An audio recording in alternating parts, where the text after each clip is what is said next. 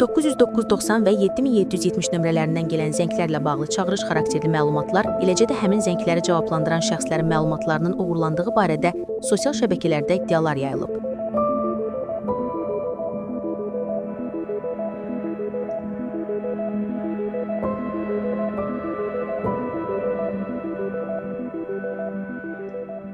Keçdiyimiz günlərdə 7770 və 9990 nömrələrini istifadə olunaraq telefonlara kiber hücumlar olduğu iddia olundu. Əgər siz bu nömrələrdən gələn zəngi qəbul etsəz, sizi səssizlik qarşılayır və daha sonra sizə məxsus olan bank kartları, qaleriyanız və s. kimi şəxsi məlumatlarınız oğurlanır. Bəs sizcə bu necə olur?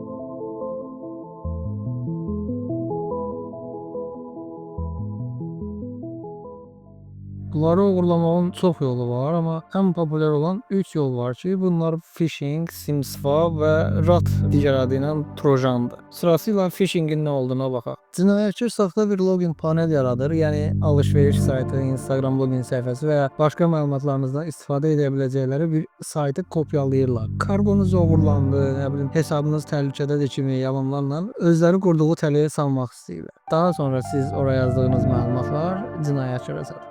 Sıra gəldi sim swap-a. Sim swap qısaca sim kartınızın kopyalanmağıdır. Cinayətkar əvvəlcə qurban haqqında məlumatlar toplayır, daha sonra istifadə etdiyi operator ilə əlaqə saxlayıb sizin adınızdan nömrənizin duplikatını istəyir. Sonrası da rahatda Gmail, bank kartı, hətta WhatsApp-ınıza belə giriş edə bilir, çünki nömrənizin onsuz da duplikatı ondadır.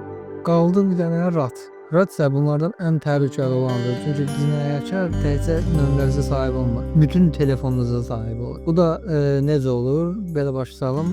İnternetdə məsələn pullu olan bir oyunu pulsuz olaraq paylaşır. Siz daxil olursunuz, onu yüklüyürsünüz, normal giriş eləməyə çalışırsınız, sizə heç nə açılmır. Ya da ki, doğrudan da yəni o oyunu oynayırsınız. Amma arxa planda cinayətkar onsuz da istədiyinə nail olub. Sim swap'dakı kimi bütün məlumatlarınızın demək olar hamısı ondadır. Bunlara da aiddir ekranınız, kameranız, nə bilim WhatsApp, SMS, ağlınıza nə gəlirsə. Yəni telefon elə ki vermisiniz ona da belə deyək. Gələk indi əsas suala 7770 ilə 9990 bizim məlumatlarımızı necə ələ keçirdi?